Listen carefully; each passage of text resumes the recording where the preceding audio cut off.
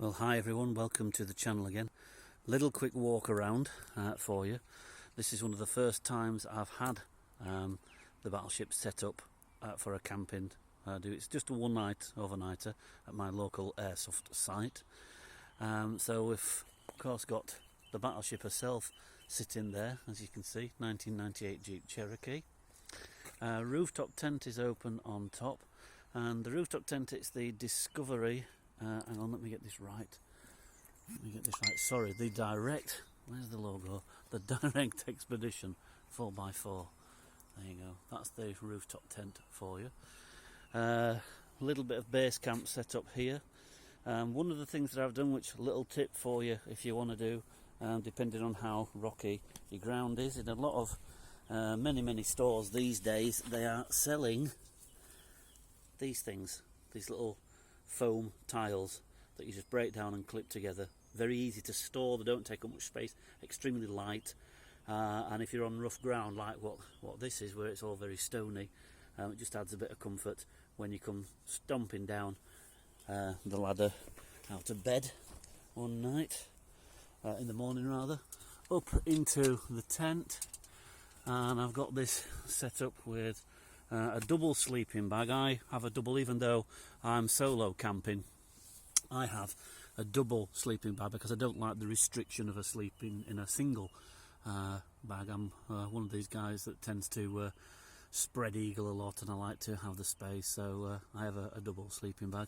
And what I've actually done, I have a mattress topper at home, which is a 3-inch memory foam. And this is what this thing is. I've borrowed this to trial it from home.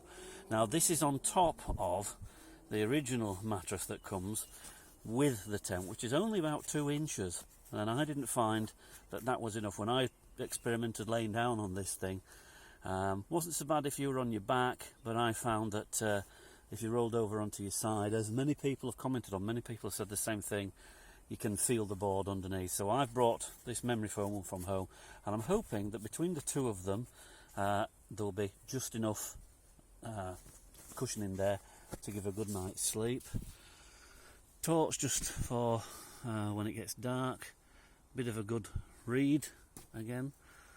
Extra blanket just in case it does get particularly cold. I was actually out working last night with the Jeep, but I was doing a job based with the vehicle, so I was kind of in the Jeep all night, and it did get quite cold last night, even though it was a nice day during the day. So I'm kind of just going to see what it's like. Up on the roof there, you can just see I've got a string light set up on there. Now unfortunately I'm a bit unprepared today. It was all a bit last minute, and the battery I brought with me, which would have powered that thing, has gone flat, unfortunately, the power bank, so I won't be using that tonight. I'll just make do with a couple of torches that I have. And so that's the inside of the tent. Radio there, just a bit of music that we have there, just keep company. Back down, camp kitchen, this thing here, that's just cleaning the pan there. I just cooked some rice and some just a very simple tea. It was rice and spam, and I'm just boiling the kettle now to clean it. So that's what that's doing there. Very simple cooking stove. I've got 2 of those. This table affair, picked it up in an antique store of all places. It was 35 quid. Absolute bargain. If you can get one of these things, they really do come in handy. Water container there with the tap. If you're going to get a water container, I do recommend you go for something like a 20 litre one, which is what this is, I believe, if I remember rightly. Does it say on it anyway? I think it is 20 litres. 15 litres, sorry, there we go, 15 litres. And it makes it so much more convenient if you get one with the tap on. I've got a couple of these, one without the tap, and it's a lot easier to work this one with the tap than what it is without it. Bit of a cupboard underneath. Shelves were missing from that, unfortunately, so I need to just get a couple of bits of plywood. But that's all that set up. This thing that's hanging down here is just the cover for the tent that goes on the top. Normally you would take that off, but as I'm only here for one night and I'll be packing up and setting off early in the morning to pick some guys up for airsoft, I'm just leaving that on. One of the other things that I've done, you might have seen in one of my previous videos where I was experimenting with the strip lights and wiring them into a passive infrared detector. Well, this is the setup. Again, I'm still trialling all this, which is why it's only duct tape on at the moment. If it's successful and it works okay, I'll tidy all this up and make it a lot more neater and a lot more permanent to get it mounted, but we'll see how that all works tonight. Just a bit of a spin around. That's my view for the evening and for the morning. If I move away from the radio a bit, you might be able to hear the birds' life and what have you. And the beauty of this place is I'm not a million miles away from where I actually live. If things went pear-shaped and the weather took a turn for the worse or something like that, I'm only a 10-15 minute drive away from home, so it's actually quite nice. Our airsoft site is that way, up into the trees there, and you can see the safe zone and what have you there. So just a quick overview of the camp.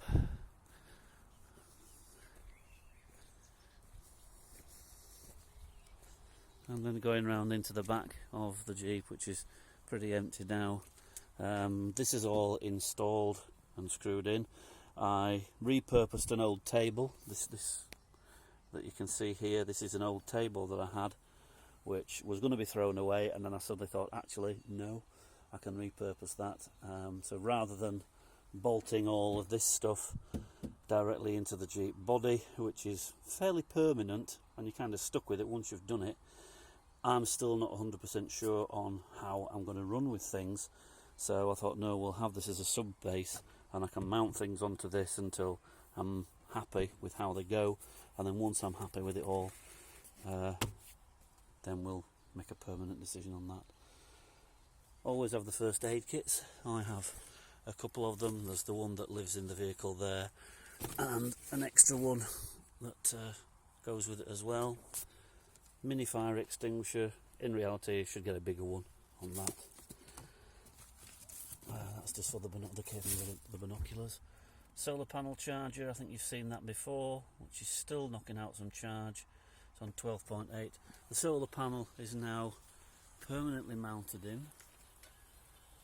Look there, you can see it up there. So that's all permanently installed, and it stays up there all weathers, getting the full advantage of whatever bit of sun we get. Coming round the other side, CB area with the flag from my old narrowboat that I used to have, the old White Star Line pennant.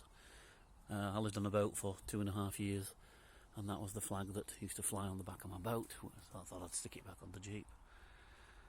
And there we go. So one of the big jobs that I've got to do on the Jeep, as soon as I'm waiting on a tool that I need that I didn't have, is these sick UJ joints at the front.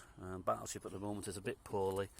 She has 2 broken universal joints, both of them at the front on each side. The universal joints are broken, unfortunately, so I can't go into 4-wheel drive. If I did, it would be somewhat catastrophic, so I've got to stay out of 4-wheel drive until they're fixed. And that's the little rig walk around for a basic camping setup. If any of my friends in the States see this, Trail Recon and Brad and people like that, it's hardly Baja, it's hardly Moab, but unfortunately you've got to make the best of what you've got, and we're so restricted in the UK as to where we can actually go and where we can camp, unless you can do something like this where you're on some private land. That is it, unfortunately. You've got to just make the best of what you can. So, rare picture of me with the view, the background behind. In fact, we'll have a nicer view. I think we'll go with the Jeep behind. So, hi to all the guys in the States and in Australia and wherever you're doing your overlanding. Enjoy it as much as you can, as I'm starting to do now. This is Nige and Battleship Overland, wishing you a very good evening.